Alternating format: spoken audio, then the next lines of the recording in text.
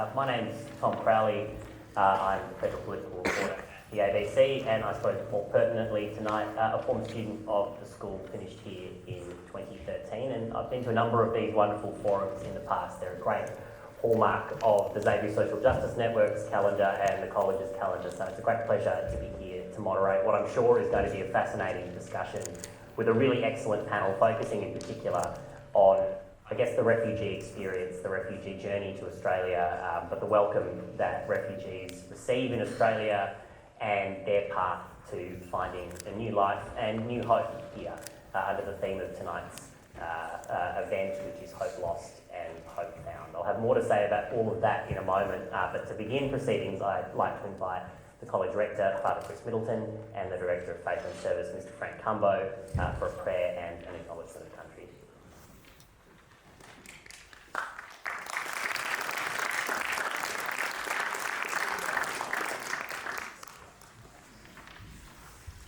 On behalf of everyone present, I would like to acknowledge the Wurundjeri Woi Wurrung people of the Kulin Nations as the traditional custodians of the land upon which we gather.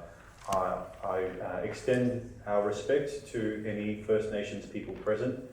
We honour the memory of their ancestors, pay our respects to their elders past and present, and acknowledge that this country was never ceded.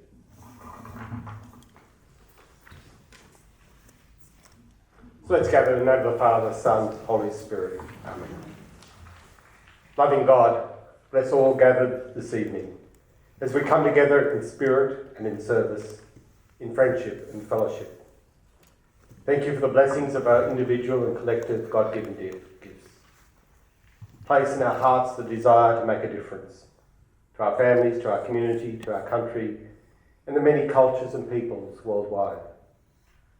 Give us balance in these times of challenge and uncertainty.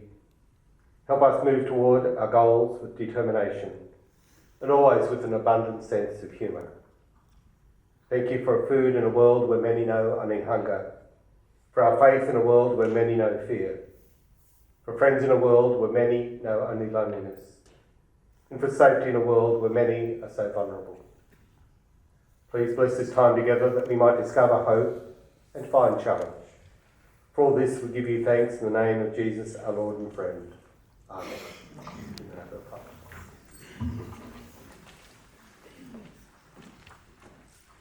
Thank you, Frank. And Chris, now I'm told this is the 21st year of the Xavier Social Justice Network, and maybe not exactly the 21st forum, but there have certainly been a very large number of them in the years since the network began, and I suspect that quite a few of them have revolved in one way or another around the topic of refugees. It's something that the Social Justice Network, Jesuit Social Services, and indeed many of the sort of social justice-minded people around the world find themselves talking about. And over a time span even as large as 21 years, it can be easy to view the issue with a degree of cynicism and ask whether indeed anything much has changed. Looked over a global scale, the refugee problem since 21 years ago has become worse, not better. The number of people displaced forcibly around the world, whether due to war, climate or persecution, held steady for most of the first 10 or 12 years of the 21st century at around about 40 million people.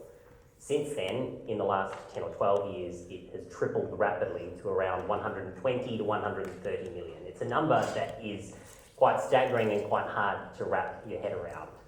The United Nations has a refugee resettlement program that in theory exists to help a lot of these people to find new homes, but it remains the case that 2/3 of them are displaced within their own countries, and really only a tiny drop in the ocean, fewer than 200,000 every year, are actually resettled by the UN High Commission for Refugees.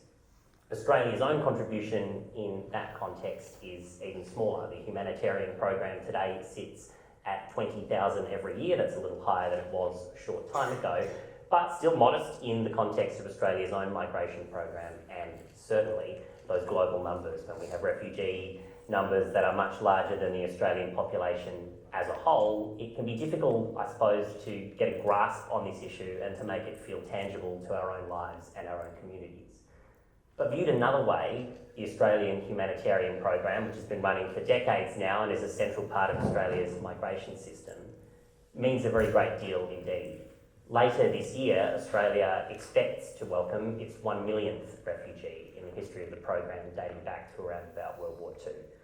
That is 1 million people who have been given an opportunity to make a home here in Australia. And we know over so many decades of those programs how many refugees have risen to public prominence and play now very central roles in our public life. In the federal parliament, there are at least 3 people who came to Australia as refugees, who are now among 226 who are our nation's representatives. You only need to look to the arts fields and the sports fields to see many examples of refugees succeeding conspicuously. But we also recognise that the experience is mixed and rarely linear for those who come here. Whether they come today or whether they came just after World War II, a common story in the migrant experience, and in particular the refugee experience, can be arriving here and having little connection to community, little idea where to go, little idea how to navigate systems. And it's that really is the theme of tonight's conversation. How can Australia shape its systems, a government and community response, and a personal response to ensure that that millionth refugee and all that come after them get the experience we would like to imagine that they have in Australia? How can the Xavier Social Justice Network, the Xavier community, and all of us play a role in making that the case? And we're very fortunate to have what I think is really an excellent panel who you'll hear from in just a moment to discuss this. We're joined by 2 people who have lived this journey themselves, Vera, Gorel and Gula, Bezhan, and lived it really at different ends of their life. I'll let them tell you a bit about their personal stories in a moment, but Vera arrived in Australia at the age of 19 and found herself soon in the Australian schooling system. Gula, by contrast, came as a trained professional doctor who'd worked for many years in Afghanistan and in Pakistan before finding herself here in the 1990s and having really, in many ways, to start from square one. Both of them have fascinating insights to share with us about that journey, and both of them now are heavily involved in community work, trying to make that journey a different one for those who arrive today. And the same is true for Carole Pondevie-Lay, our 3rd panellist tonight, who has spent the best part of 28 years, I believe, working in the Australian Migrant English Program, a program that is run by the government that is, I suppose, in equipping new migrants with English skills really core to that new experience when people arrive here in Australia. So we're very lucky to have all 3 of them, and I'll invite them up onto the stage now, and as we do so, I want to play you a short clip that gives you just some sense of the work that that English program does and a little bit of the context for what we're going to be discussing this evening.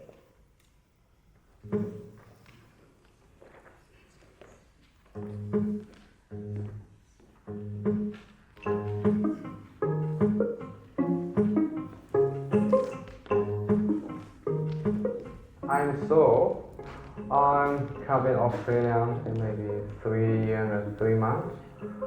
I saw a volunteer, Mr. Xavier, and then I asked him, "Oh, are you interested in returning?" "Yes, so could you help me and gather for information? Where is returning car?" And then he told me, "Yes, no problem. I will find for you." So Monday to Friday, I'm busy with my job, so I'm coming here now. I'm Adrian, and I've been volunteering with the AMP for nearly 5 years and find it a very, very satisfying thing to be doing, to be working with people, making new friends, and also learning myself as we go along. It's very much a two-way street, and I'm enjoying it immensely. Hello to all 3 of you, and thanks very much for joining us for the discussion this evening. I want to start with those personal stories. I mentioned earlier that the 1 millionth refugee will arrive in Australia later this year. 1 million individual stories. We may well discuss what they have in common, but everyone is different. So Vera, I might start with you. Can you tell us a little bit about your lifelong journey to Australia, how you found yourself here and what's happened since? Sure, thanks for having me. Good afternoon everyone, I hope you can all hear me okay. Just want to echo what Tom said and recognise and acknowledge that my story and what I'm about to share today is just one unique story of many refugee experiences and migrant experiences that I can't speak to, and they're very nuanced and unique in their own way. So I hope what I share today you just keep that in mind. It's only my experience and not everyone. A little bit about me. I am originally from Iraq. I moved to Australia with my family in 2018 on a humanitarian program. I was 19 when we came to Australia. But I guess before I talk a little bit about the past 7 or just over 7 years, I wanted to talk a little bit about life before Australia, because that's a very important aspect of the settlement journey that oftentimes is missed. And settlement journey is only thought of as the moment you enter Australia. We don't really think about what happens before. For me, settlement started from when I was actually born. My family was in Jordan, so I had left Iraq before I was born and moved to Jordan, hoping to seek refuge somewhere else. Unfortunately, that wasn't the case. We were in Jordan for almost 11 years when my family lost hope and decided to go back to Iraq. And there was that whole resettlement journey for me in my own country that didn't really feel like my own country at the time because it was new to me. There was no plans of leaving Iraq. My family kind of tried and wanted to settle again in Iraq until 2014 with the attack of ISIS. It made everyone really reconsider the idea of living again, and a year later we left Iraq to Lebanon this time to be able to apply for a humanitarian program to move to Australia.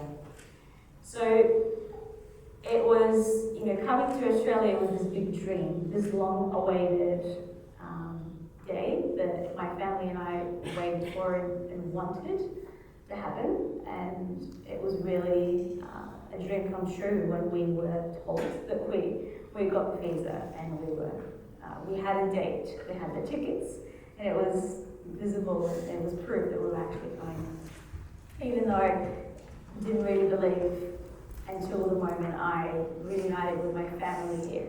I remember sitting in the plane and just saying, no, this can't be true. I'm sure that we're going to land and someone's going to say, no, something's wrong, actually you have to go back. Like there was still that feeling of disbelief that this isn't happening until I actually had my sister who was here in Australia. Even though for many families like mine, coming to Australia is a dream and you've wanted it and hoped for it and dreamt to actually arrive, coming here and adapting and settling isn't easy because you come and you're faced with all these challenges. Everything is new. I didn't even know how to cross the street. Just a simple example, like just to show the little things that people actually don't think about. Just a simple system of how do you cross the street. Living in a new country is different. And so when you actually come here and you're faced with all these challenges, of hope, is lost. And now you have this big mountain that you have to climb. So for me, that looked like navigating as a 19-year-old at a very critical stage of my life. Without settlement, without migrating, as a 19-year-old, you're going through a lot of changes. You're developing, you're figuring out who you are, your sense of identity and what you want to make from your life. And then adding on top of that, migrating and all the new things that you have to learn and figure out really quickly is challenging. So that's a little bit about me. I'll leave it there. So Gula, for you, it's, I guess, a story that goes back quite a bit further in time. It was the 1990s, 1995, I believe, when you first came to Australia, and we've heard from Vera there about coming at a very formative stage of life at the age of 19. For you, it was a little bit different. There's a lot of life that you lived before you came here. Can you tell us a little bit about that? Hi everyone, my name is Gula Bezhan. I'm from Afghanistan, and I was a doctor in Afghanistan in 1992 when fundamental Muslims come to Afghanistan. I was a doctor in hospital because it's hot weather. We were wearing miniskirt and was very happy. And suddenly, all gunmen come around hospital. They said you can't leave the hospital. My family coming to hospital brought a bed sheet for me to cover until I go to home. When I reached home, and my brothers told us, unfortunately, you have to leave Afghanistan. For us, suddenly to leave Afghanistan is a big disaster because when you leave the country, we leave everything behind. In 2 days' time, we left Afghanistan and we left our job, our family, sister, brother, everyone. We left it and went to catch the bus for carry animals. We sitting in this car and went to Pakistan. And on the way when we went to Pakistan, we color our hands with dirty mat because if they see us on the way, we are educated people, we take off from the car. And we reached in Pakistan. I working as a doctor for 3 years in Pakistan. I was working as a gynecologist in Pakistan. I was very, very happy because we learned 2 languages under 3 months' time.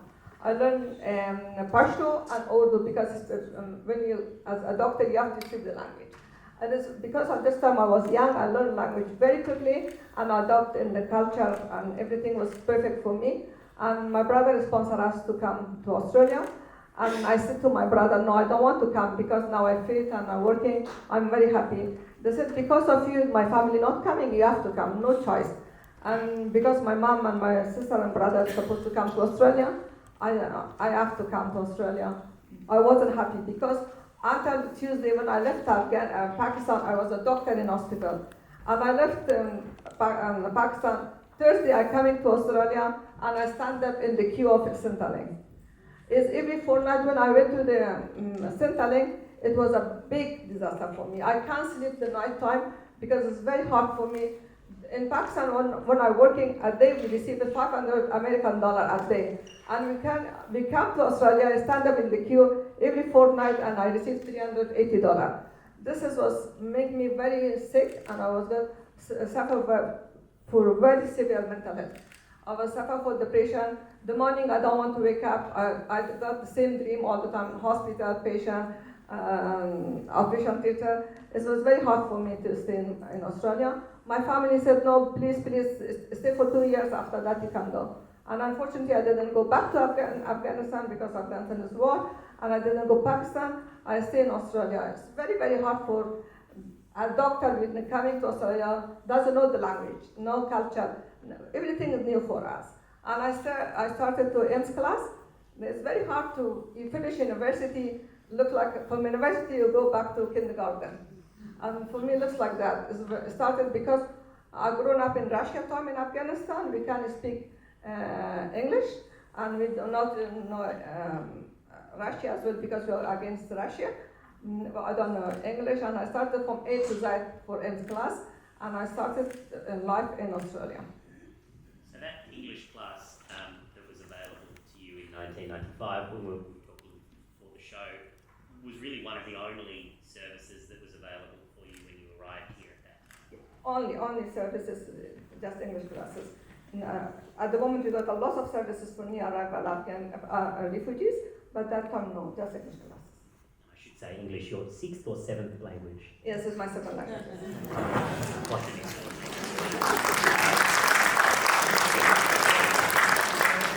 When I came to Australia, I was 30 years old. This time I think my brain has become a stone, so still I'm struggling with my English. And so Vera, for you coming 24 years later, again these English classes, part of the experience, maybe slightly more of a welcome, it's fair to say, in terms of the community supports that are available. What did it look like for you and your family on day one? You talk about learning to cross the road and all the rest of it. You also had to navigate the school system. How much assistance did you have in doing that when you first arrived?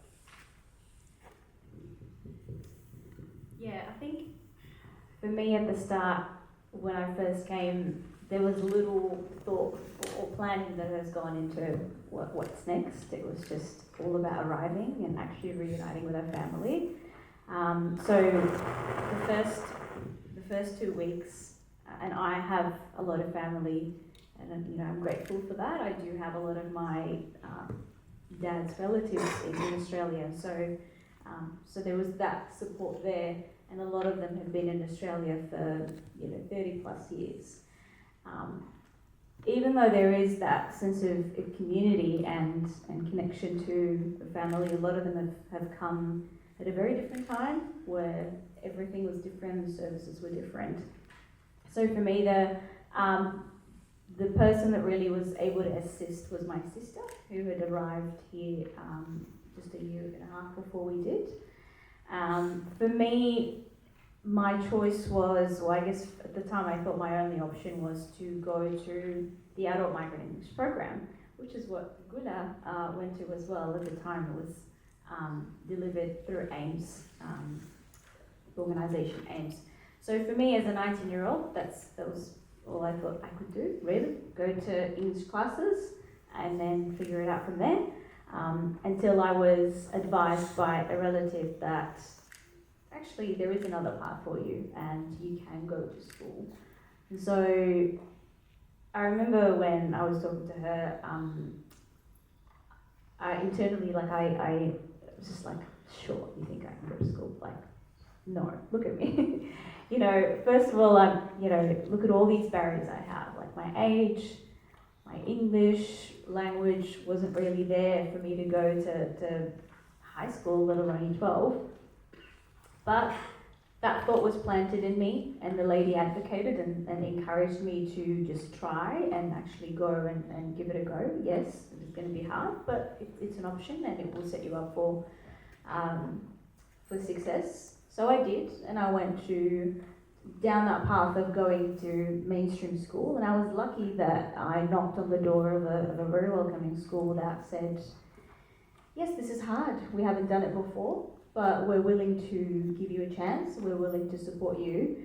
And that was my experience, really, going down a very mainstream school that didn't have a big cohort of refugees. I was probably one of 3 in year 12. In terms of support, I leaned on the school a lot. So that was my support system at the time. And my family, I didn't really get to be involved in a lot of the settlement services that are available. But now I'm actually learning through my role and being involved in the job. But so that was more of my experience. So 2 stories there, 25 years apart, but I guess one similarity that would perhaps be kind of troubling for people like me and many in this audience who think about politics and political systems is that both of those stories rely a little bit on chance, good fortune, and the kindness of others having family available.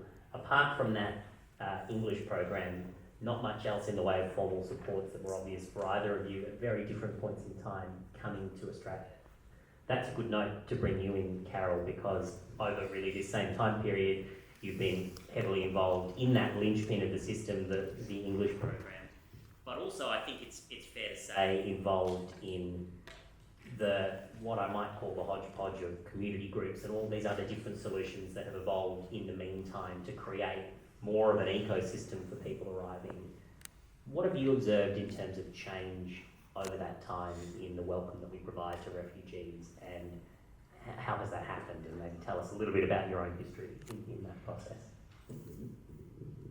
I think a key thing that has changed is that there's a little bit more collaboration now. I think that's, for me, in the sector, that's what I'm seeing. People are more willing now to work together, and we'll probably go into that a little bit more. It was astounding to me, actually, when Vera said to me, I didn't know about all of these settlement services, and we've been chatting, about her journey. And it's because people still, they don't arrive here and go looking necessarily for services. They just get on with their lives, and they have the capacity to draw from lots of their own resources. I would say, that people they're the drivers. They're in the driving seat.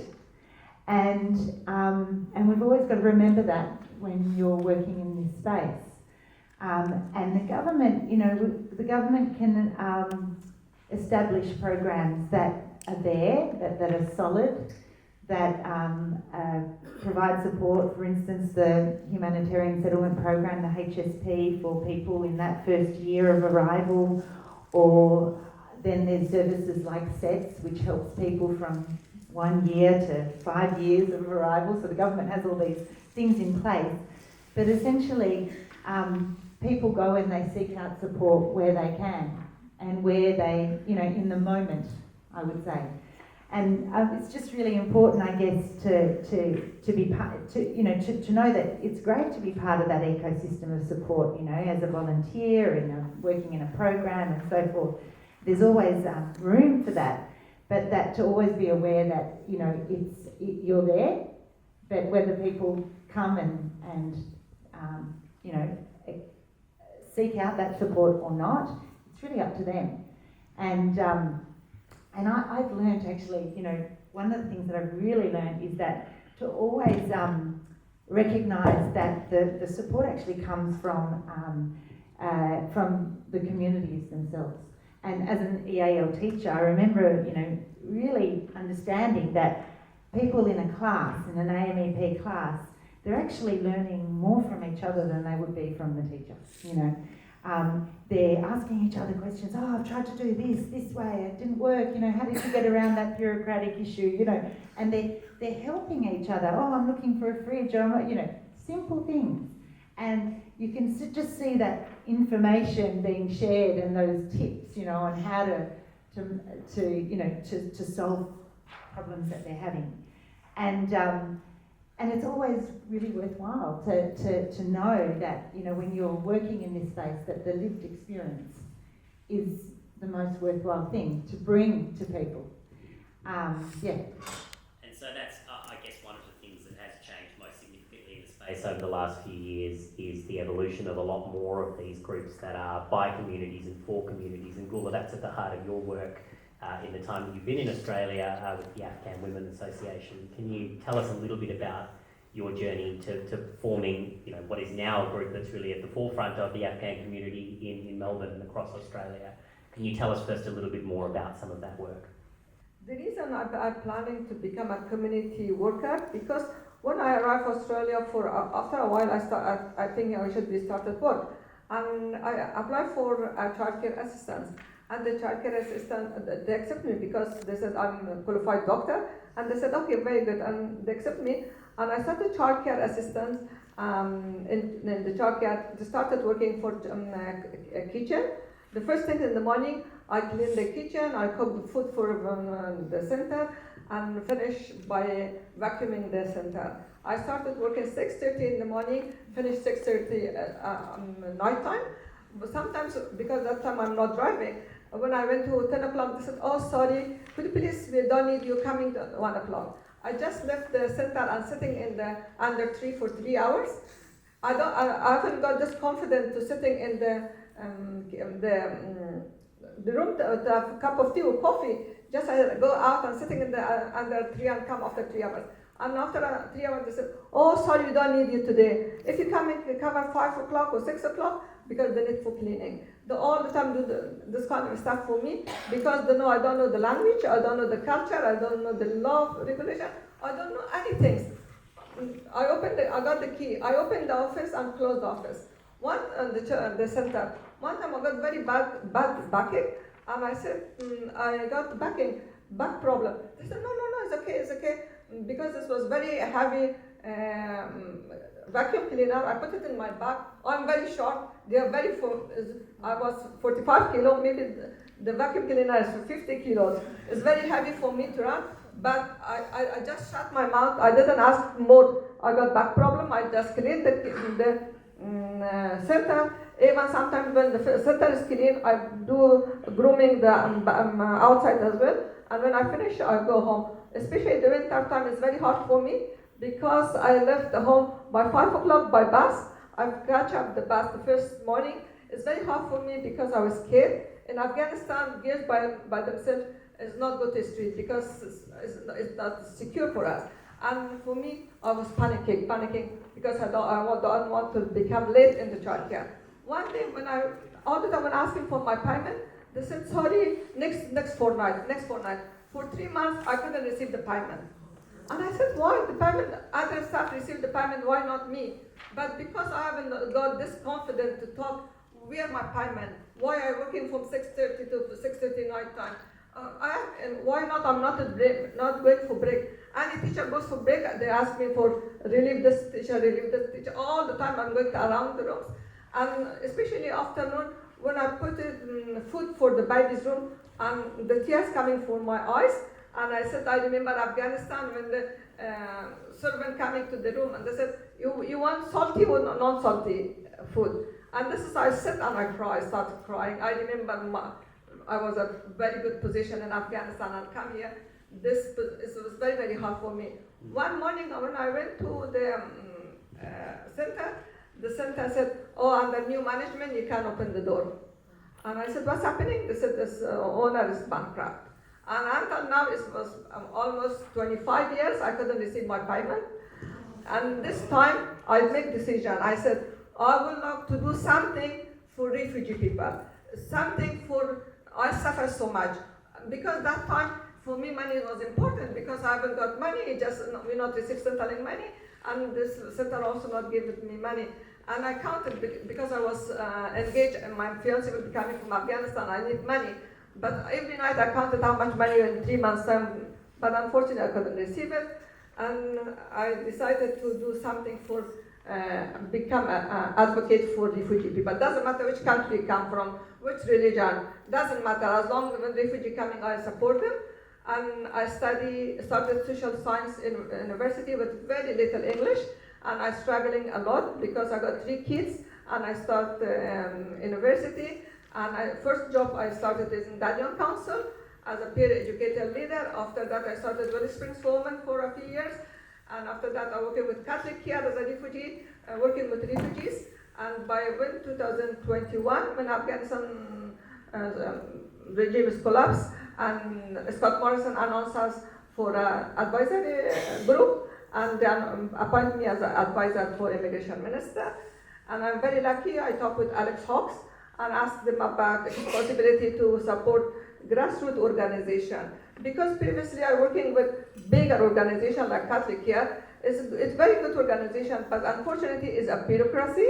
When we're planning to running any activity, we have to talk with my team leader, with manager, and running the program takes longer. But I said, no, if the grassroots, we can do easily to run the program very easily. But fortunately, we received the grant, and now we open office in Dandenong, and we do settlement for new arrival Afghan community. But unfortunately, with very small resources, but we try our best because the things we suffer, we don't want any more refugee will be suffered that. Thank you. So there's a lot of elements in that story, but the word grassroots there is a really important one. That there's a long struggle there in trying to get an organisation like this off the ground and working in social work with a number of different community organisations, a sector that's quite disparate, to now the point where you're running a grassroots organisation that, as you say, does a lot of work with women here in the Afghan community, but also back in Afghanistan, particularly since the fall of Kabul. We can talk about that in a moment. For an organisation like that to be able to do its work and employ the staff that you need and to be able to do that kind of work where you've identified a need and you've got work that you want to do and there are people in the community who want to do it, what are some of the barriers that you've encountered to making that work? The problem for, unfortunately, the resources, and because of your English is not first language. Of course, our staff also not first language. When we apply for the grant, most of the time we take a long time to apply for grant, and unfortunately we rejected. This is the grant problem. Otherwise, because the first time when refugee coming, they want someone familiar for them. Like when they're coming, all our staff speak the language. And most of them even not going to any class. They said, Gula, because you want first time they take a pen, it's very hard for them to go to mainstream classes. They love to come, because our office looks like a home and office, they prefer to come to our organization. And all my program was waiting list, because the lady sitting in the corridor, I said, please don't setting because they're not appropriate for you guys. They said, no, it's okay because we want to learning. In one times we got 50 women coming for English classes. And we're running a lot of activity from Monday to Friday, the room full on. I went to federal government, state government, local government, education department. Just we asked them, could you please provide for us one portable room in our backyard? Because the room is a space for 15 students, but 30 ladies sitting in one room, 30 students sitting in the other room. At the same time, we're running 60 women in our office. This office space small is for all channels, it's not safe for them. But unfortunately, no one listening to us. Yeah, and so having to kind of seek that funding from different groups, from government, Carole, that is a common thing that's identified, I suppose, not just in the sector of refugee assistance and migrant assistance, but frankly all across the social services. It's something that you hear consistently from frontline agencies. Seeking funding takes up, I guess, a lot of the time that all three of you would spend doing the work of your organisations, which are ultimately supposed to be providing frontline services. What's your observation on how that system's functioning, and particularly the role of government and government funding community organisations? How cohesive is that system in your view, Carole? I think we talked about it a little bit. It's very short term. The funding is very short term, so that's very frustrating. And Gula was talking earlier about how you train people and you have them on your staff and you have short-term funding, and then suddenly there's no funding left, and so you can't hold on to people, and so you can't build on the support programs that you're establishing. It can happen as well, through your local grants systems or philanthropic funding, or indeed funding like AMEP funding, which comes from the Commonwealth Government. So it's a competitive process. It's often for just a short period of time, and so there's a frustration there right across the sector around these things. But it makes me think of volunteers, actually. I was just going to come to that. Yeah, because there's always going to be gaps in service provision, isn't there? Like it's never going to be perfect. And so people do fall through the gaps, and there's always something to be done. And Gula's talking about this centre that has people coming from everywhere to come and be there, because it feels like a home. It feels like a place that they belong, and they don't have the resources to be able to do all the things they want to do. And that's where people like yourselves, there's always room for things to be done. And the beauty about being a volunteer is you have that flexibility, you have these skills that are there to be used, and it's about being creative in that space as well. So it's sort of great, having the AMEP that has this side program called the Volunteer Tutor Scheme, and more what you're seeing is mainstream programs having these sort of side programs where volunteers are the champions, because that's where the flexibility of creativity can come into play. That's where you've got that real person-to-person connection that's happening. Which of course is such an important part, I guess, of maybe the most important thing that all of these programs are ultimately trying to achieve, which is to create that sense of belonging within the Australian community. And Vera, that's something for you, both firstly in a voluntary capacity, but now working also at AMEP, something that you wanted to take forward as well in your own professional experience. And we were talking before the forum, and you said you originally studied accounting, but you also have found yourself working in this sector and wanting to make the experience easier for others, particularly speaking as a young person and for young people who arrive in the country. How important is that sense of community and friendship that you can provide, whether as a volunteer or whether as a worker in the sector, to help people smooth that transition into living here and feeling at home here?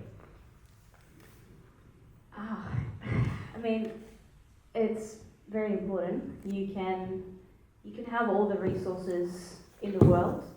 You can be, can have access to everything you want.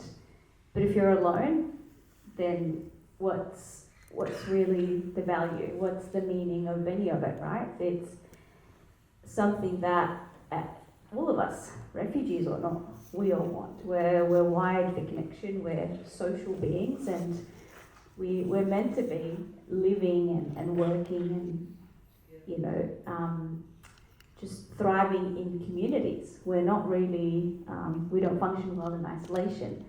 And so I think for refugees, especially young people coming as refugees and migrants, it's even more important because, just listening to Carole and Gula talking about, services.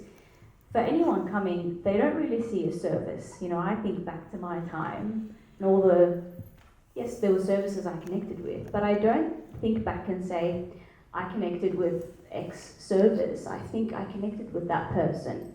Yes, that person had a title and worked at this organisation and was funded by this program, but I connected with the person. And for the communities, that's what they really want. That's the support they're looking for. So whether it comes from a funded program that's very structured and formal, whether it comes from their neighbour, ultimately that's the support that anyone wants and anyone needs. And every morning when I'm going to office, I see the woman coming, family violence. Because most of the new arrival coming, the men stay home, do nothing, and they want to control the wife. And the wife doesn't want to be controlled. Because when they come into our office, we're running lots of programs like information station about healthy relationship. And we're running health issues. Because among new arrival Afghan is a lot of cancer. We're running a cancer awareness among Afghan people because maybe war in Afghanistan and I saw many clients suffering from cancer. We're running cancer awareness about breast screening. We take 50 women to breast screening and 2 women find out and got the breast cancer. And they was very, very happy. They said, oh, thank you, Gula, because of on time they started the treatment. And I think the mother facing a lot of challenges, especially with teenager kids. And the teenager kids coming to school, Australia, they adopt the culture and know the language very quickly. And the kids control the family. And when the mother said, why are you coming late? They said, this is Australia. The mother can control and the system is different. Like in back home, the parents discipline the kids easily. But in here, because the family is scared for child protection, they can discipline the kids. They can stop the kids to coming on time or study. And for this reason, it's a little gap between service provider and community refugee people. Because I said it's important to service provider for different service providers should be know the culture awareness about the community. Like discipline is mean to kids should go to school, and the moment unfortunately the parents can't control the kids. And I suppose, I hear in that issue, I hear in talking about education as well, that, so many of the challenges that refugees will face in navigating government services and government systems are many of the same problems that we know that everyone experiences, navigating the health system, navigating the welfare system, as you mentioned earlier, navigating a lot of different sort of social supports. Is there a sense, Carole, in which the frontline services for refugees can also shine a light on broader problems in our social services system, broader gaps in support that kind of are perhaps more pronounced for people who don't speak the language, who come here, who don't have those same community networks? Do they draw attention to other things that we should all be focused on?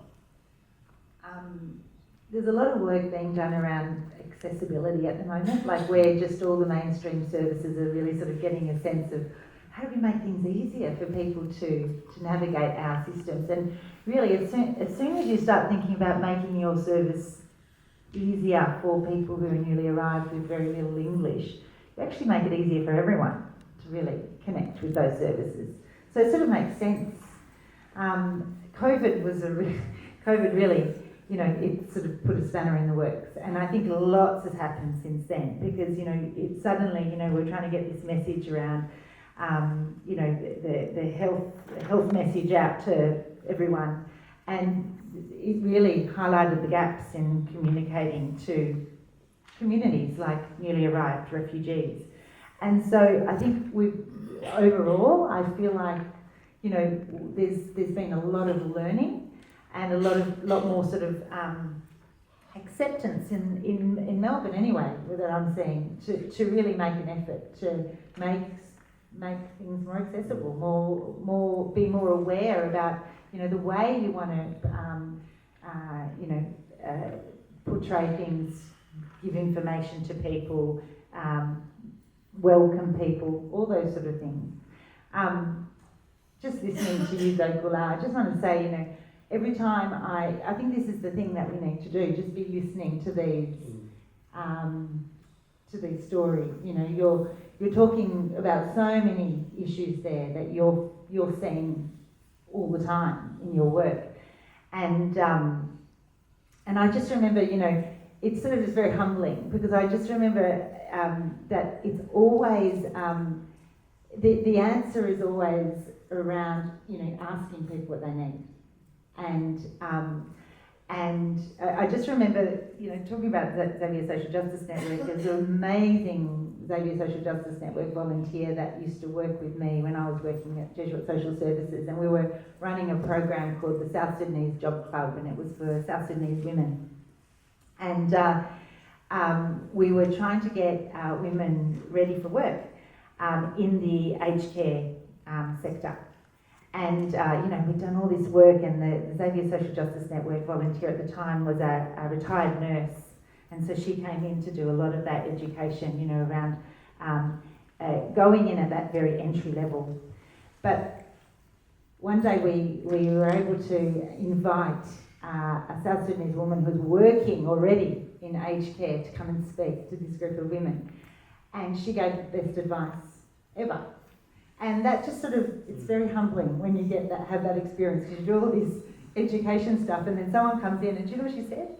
She said, make sure you wear your shoes in before you start your first day at work. That's what she said. And you know, it was so important. She told a story where she did all this preparation and learning to get her first job in aged care. And on the first day, she wore new shoes from Kmart. And she said, you know, South Sudanese women don't normally wear closed shoes, but you have to wear closed shoes in the sector. So she wore her first pair of closed shoes ever. And of course, she had blisters within an hour, and she couldn't move. And she lost her job. You know, she lost her job. And that was the experience she brought to that group of women, and it was like revelation, you know. And all the stuff we've been talking about was like, okay, all right, we can do that, but if you don't have the right shoes, you're not going to get anywhere. Yeah. And so I feel like that's what I just feel like that's the lesson, you know, to be listening to all of this, you know. Well, on that note, I want to get to some audience questions soon, so I'll make this the last of the questions from me for Gula and Vera. The theme of tonight is hope lost and hope found, and I guess woven through all of the stories we've heard, there are elements of despair and disappointment and letdowns, but then also moments of hope and moments of connection.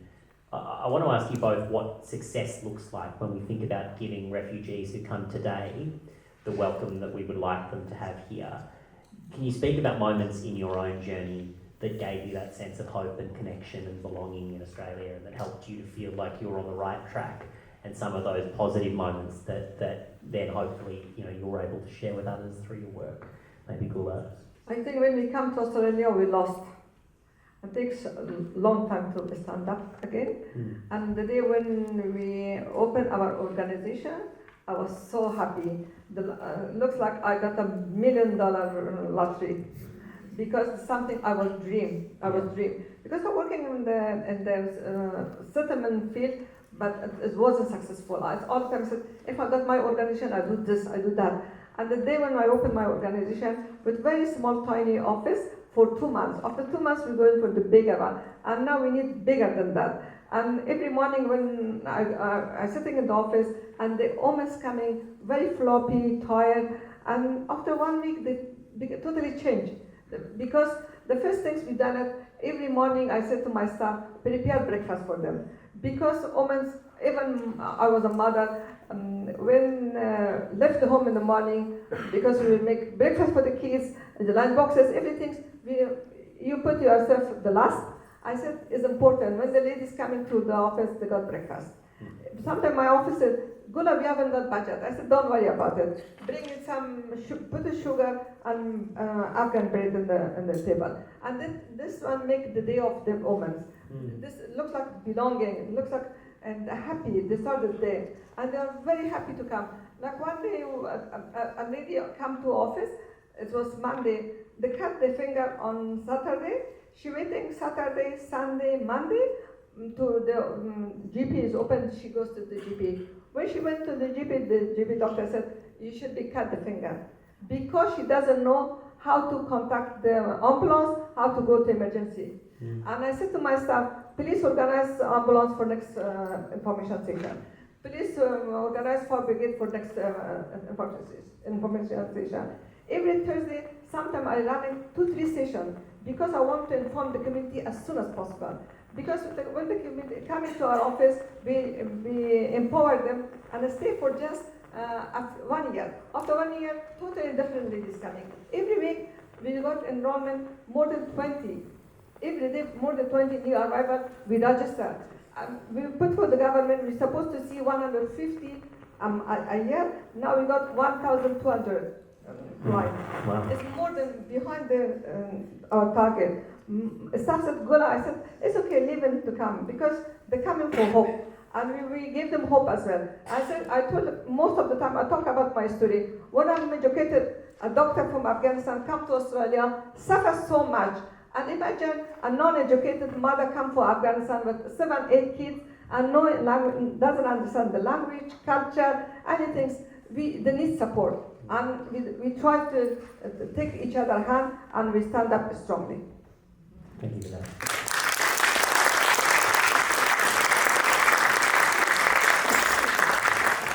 And Vera, for you to finish before we go to questions, where on your journey have you found hope? I mean, Gula answered the question beautifully, and the key word that you said there was empower.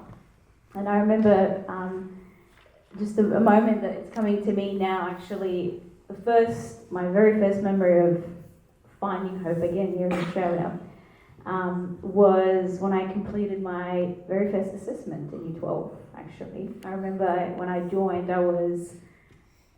I had absolutely no idea how I was going to navigate that year. I was just like, no, this is beyond me, this is too hard. I guess, dare I say I had zero confidence in myself, but I remember actually I had to study for this assessment that everyone's already completed, so I was, preparing for it on my own. Obviously I had support from the teachers, but I went and did the assessment on my own.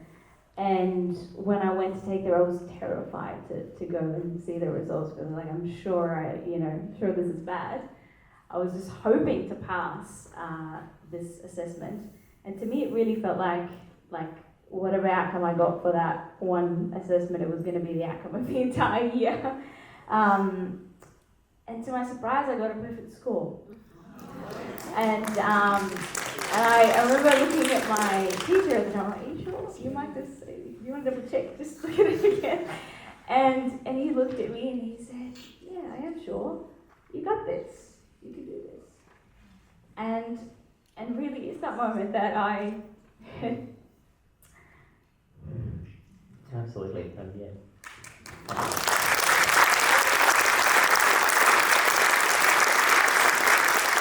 It's that moment of empowerment, really, that everyone wants to feel, right? Like, I'm sure you can all relate to it. That moment someone makes you believe in yourself in little things that you might have felt like this was too hard to do, but somehow I felt empowered and I could do it.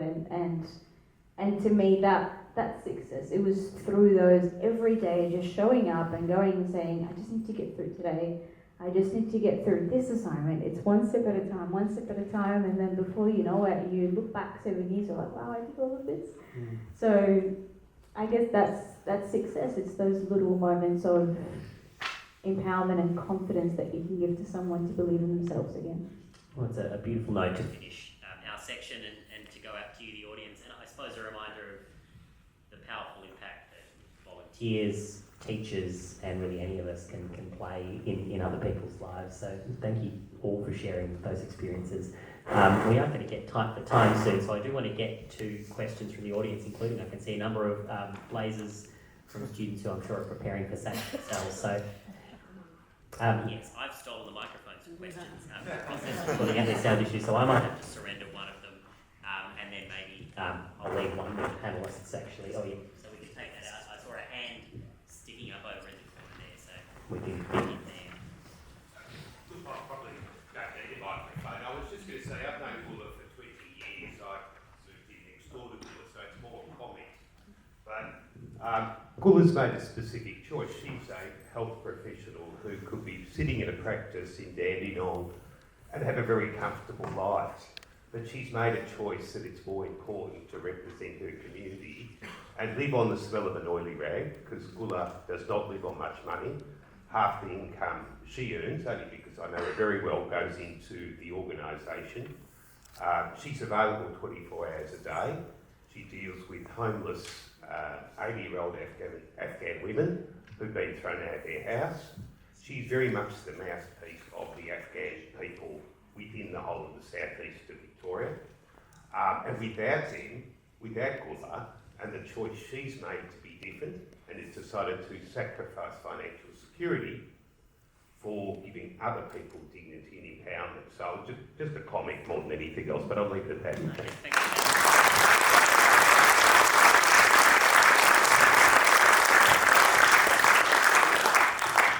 Put my skills as a political reporter to the test and say thank you to I think it's Luke Donnellan sitting up there, former Victorian Member of Parliament. Thank you for coming up. You're an old student of the school as well, so good to see you here. Maybe I'll take that as a comment and give you an opportunity, Gula, to talk about something that I had wanted to ask you about as well, about your work.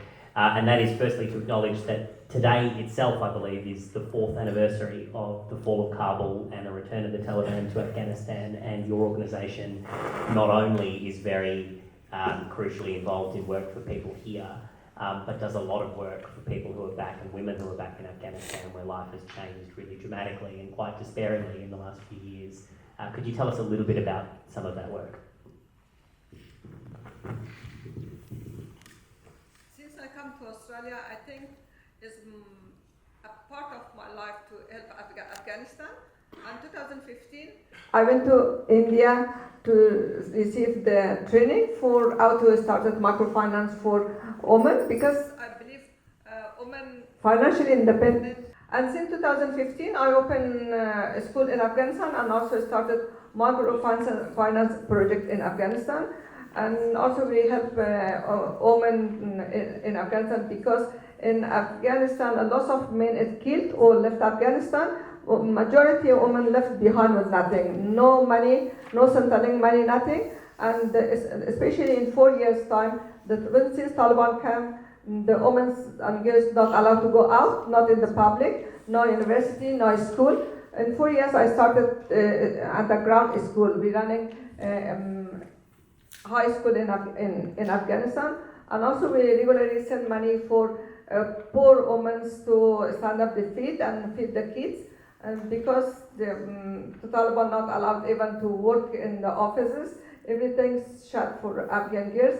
And I think for all of us as a woman, it doesn't matter which culture, which religion, because this is human right. We have to support Afghan girls to back to education. And for me as a mother, when I saw my daughter can't go to school or university, it was a nightmare for me. I think we should be support Afghanistan as well. Thank you.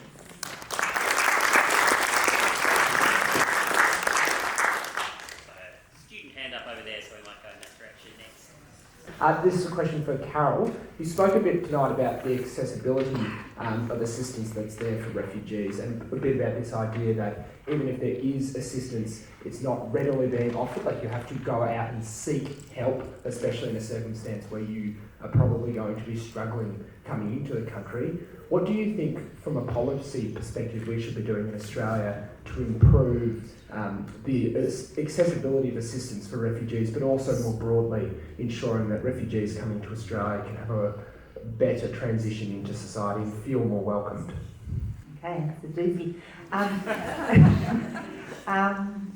First of all, in terms of policy, what's happening at the moment, there's a lot of advocacy around what we do before people come to Australia.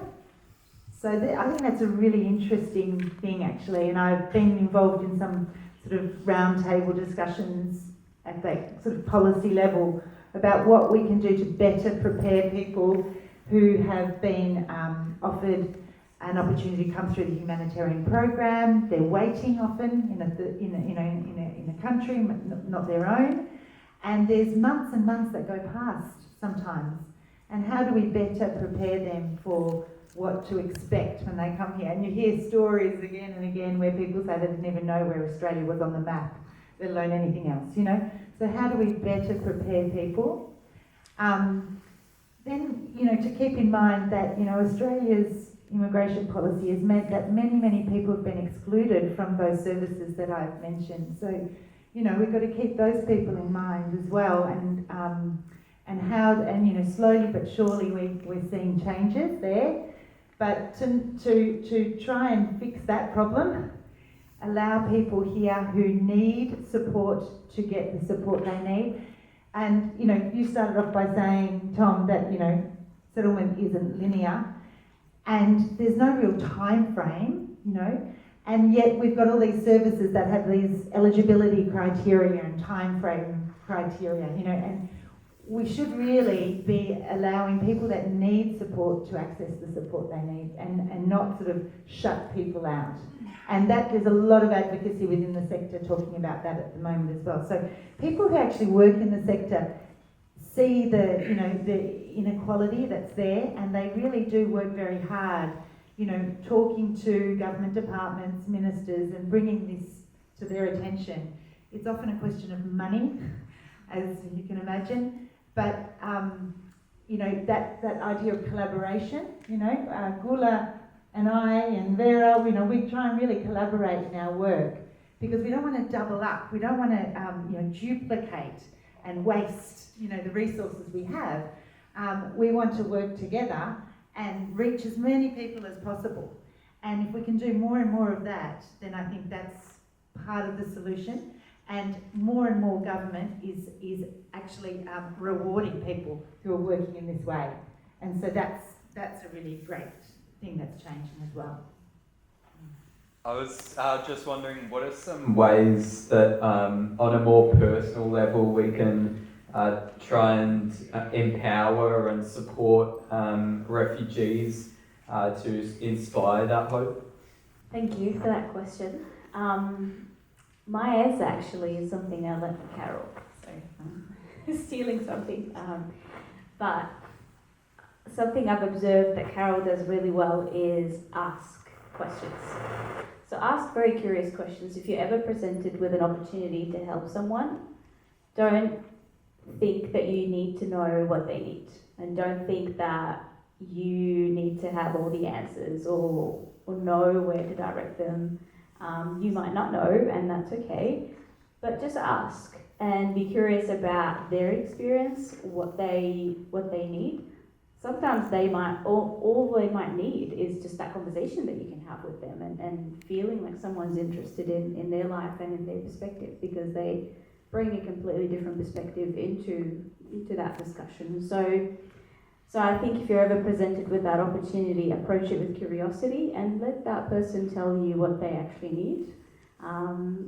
Oftentimes they've got the answers, and if you don't know, then you can go and do a little bit of research and find. But I think being able to approach and meet someone with curiosity actually gives them a sense of connection, a sense of belonging, that someone cares, and that's very important, and it instantly makes people feel empowered and inspired to continue building a new life in Australia, because they are feeling welcomed. Yeah. Thanks, mate. I reckon we've got time to maybe squeeze one or two more questions in if anyone in the audience. I can see another. I assume these are Year 11s. I think we've got in the front row here. So well done to the boys. This is mainly just a question for Vera. I was just wondering, through what kinds of processes were you able to come to Australia? And do you think that those processes, as they stand today, are able to meet the demand of people wanting to move to a country like Australia? So as in, you're asking in terms of the humanitarian program that I came through? Yeah.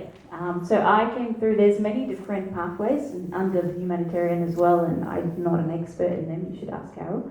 But the program I came through, you would need to have a sponsor, and that sponsor needs to be a first degree relative that would say, yes, I'm willing to sponsor this family to come into Australia. And what that also means is that that sponsor, there's a level of expectation that they will also support you in your settlement journey.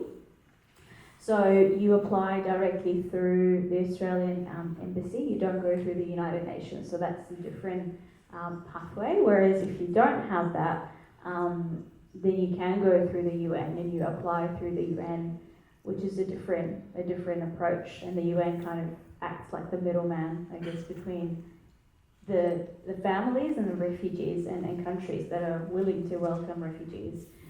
So I guess for us, and I'll talk about my experience, and maybe we'll connect back to what I said earlier about I didn't really know a lot of these settlement services is because we came through a sponsor, that was my uncle. There is that expectation that the sponsor will provide that settlement support to you and guide you and tell you what's out there and settle into Australia. And I think even though that sounds great, yes, you've got family member that can offer that to you, but I think it is limited in certain ways, especially if that family member came to Australia 30 years ago when things were very different. Like my uncle says, I received my citizenship through a mail. I didn't have to do anything, it just one day came to me, So it's very different now because you have to do all these, obviously you have to study, you have to learn about the country, you have to do a test to be able to be a citizen. So I think in terms of that, I would see that as a limitation because you still need the support of those services. They play a very key role in your journey, and speaking from my experience, I would advocate for that to be different. Yeah. We are running tight on time, so I might ask one final question that I suspect some people sitting in the audience might be thinking themselves, and anyone can answer it, which is, if I want to help, how do I do it? How do I get involved? Where's the best place to start that journey for anyone in the audience who's thinking about wanting to volunteer in some way? It's just never asked me that question. There's lots and lots of ways you can help. I think, today we've talked about the Adult Migrant English Program, the Volunteer Tutor Scheme. Kelly over here has been, is available if anyone wants to chat about doing a little bit like you saw Adrian with SOAR. There's many of those opportunities out there.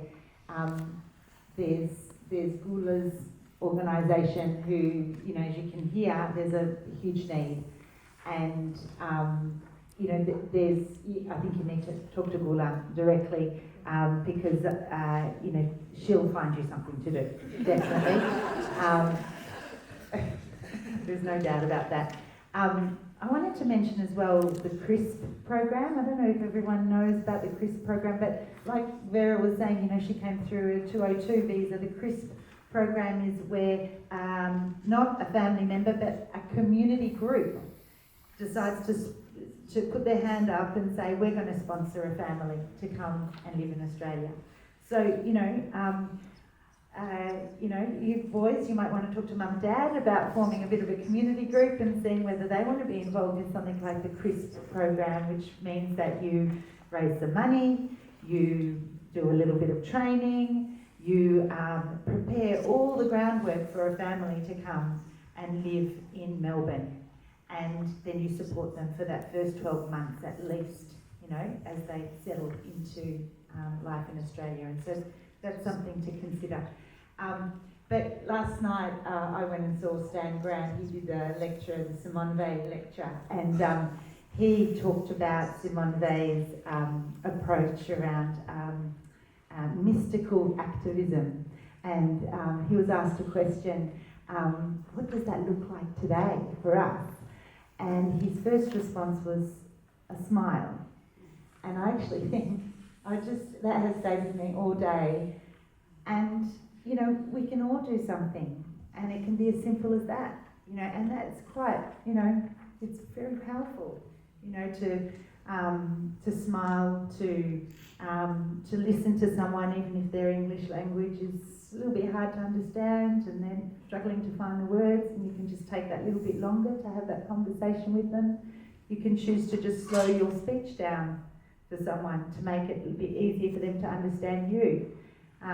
You can, you know, offer someone some information, you know, that you know of, and without any expectations.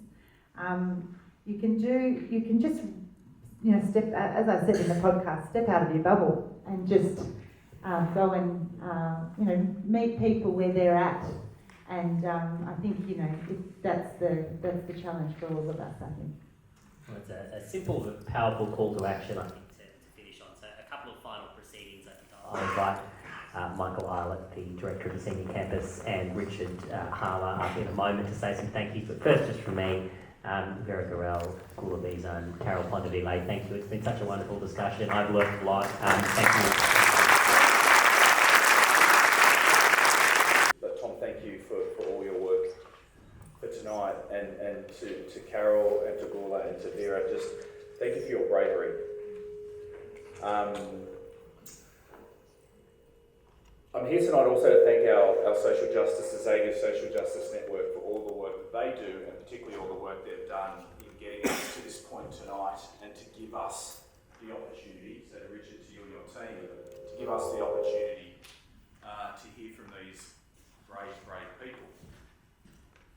And when I thank you, I'm standing up here thanking you on behalf of our principal, Bill Doherty, who unfortunately couldn't be here tonight, and of course for our director, Father Chris Middleton, and our community. But ultimately, if I go back to the core of our mission, I'm thanking you on behalf of the boys in the first few rows, our students. On the weekend, I had the great pleasure to go to the University of Melbourne Open Day, and I heard a young person speaking to one of the lecturers talking about how they wanted to study psychology. And they got asked, you know, what do you want to do with psychology? What, you know, I know you want to study it, what do you want to do? And this young person said that I'd like to be a psychologist working with refugees. And so I think maybe the best way I can say thank you to you is I guess maybe if I just for a moment speak to the boys. Carole, you said that there's always room for things to be done. So thank you for showing these guys the room, and for giving them the opportunity to ask themselves, are they going to take up space in that room? And Vera, you said, I don't remember the support or the service, I remember the person. Yeah. And so thank you for challenging these boys to ask themselves, am I going to be that person? Thank you so much. And to the Xavier Social Justice Network, thank you for the opportunity just to get us in this room to listen tonight. So thank you so much.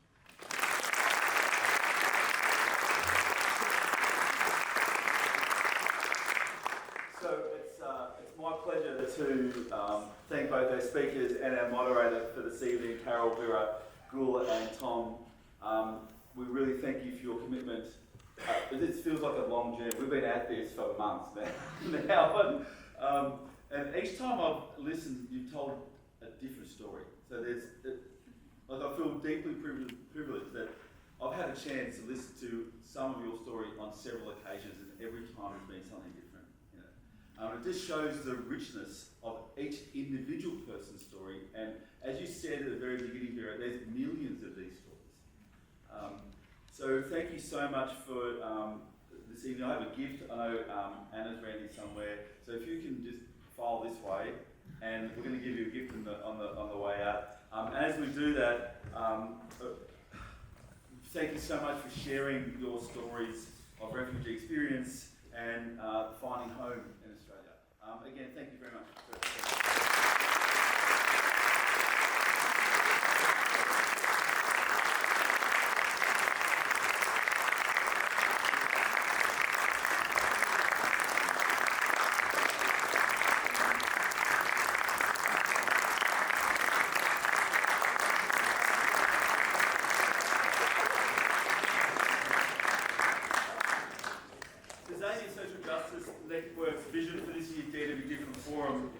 was that we wanted to engage in a shared story, exploring the lived experiences of refugees upon arriving in Australia.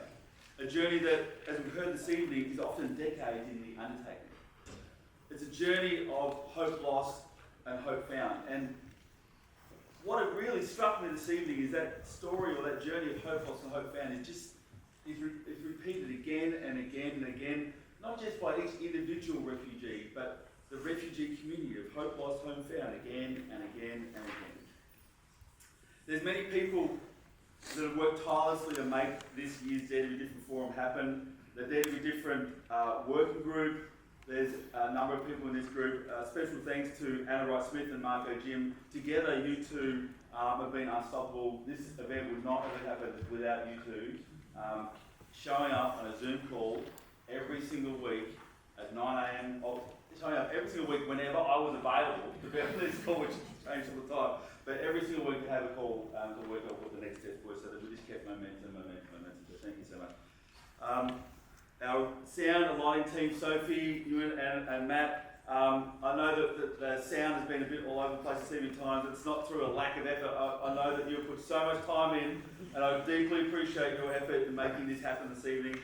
Thank you both, and to our photographers who are around taking these photographs. Amazing. Thank you so much for your time. A special thanks to Sophie, who you would have seen, which is the back up there, for her dedication for this year's forum over the past months. She's recorded, she's edited, she's promoted 2 excellent podcasts. For those who have listened to it, you can attest to that. For those who haven't, make sure you get into it. There's a few more stories we haven't heard this evening that are in that podcast. And taking the network into the current decade of having socials. So we've done that as well. Thank you so much for your hard work, Sophie. Really excellent.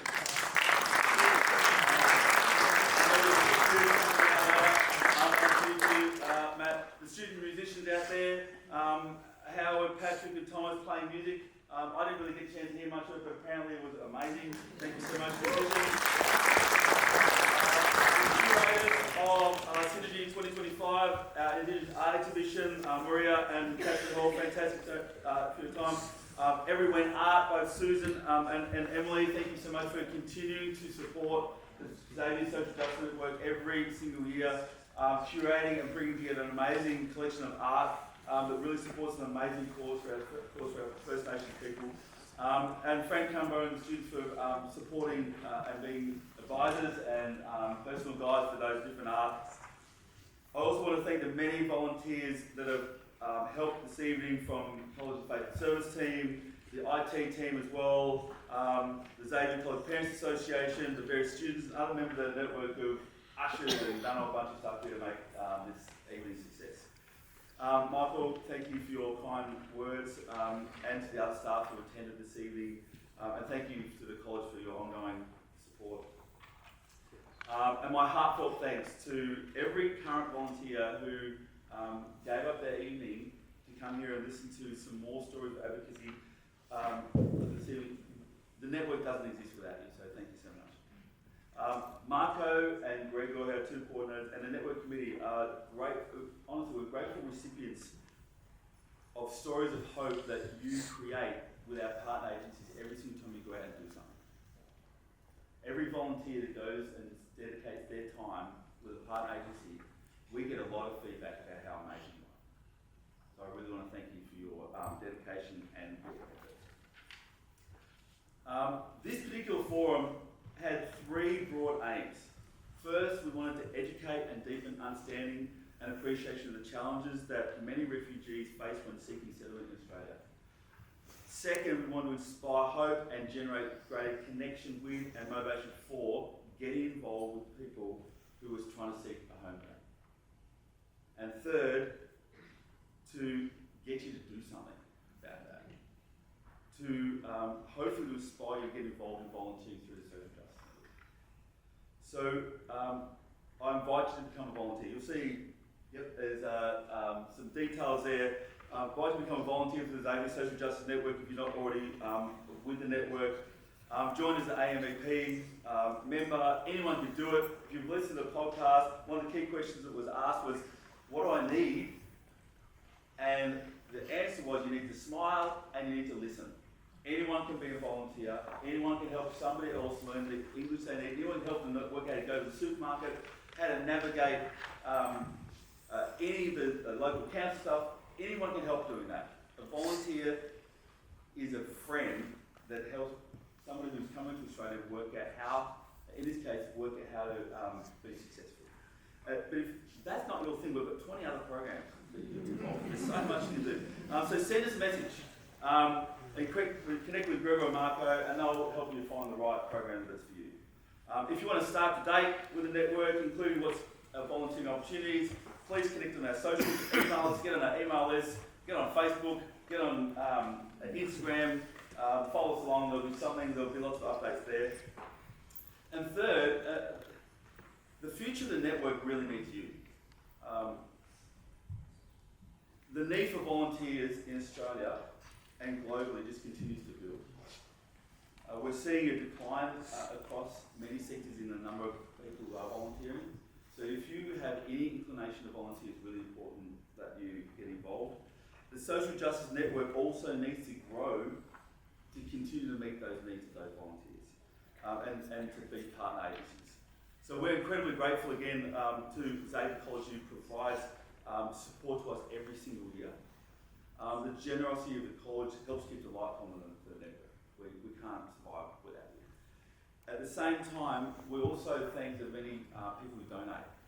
So each year we get a range of donations from people large and small to help our network operate. Those donations help do more than keep the lights on. They help us promote, they help us to find new programs, they help us to coordinate more volunteers, they help us to get more outreach in our advocacy efforts.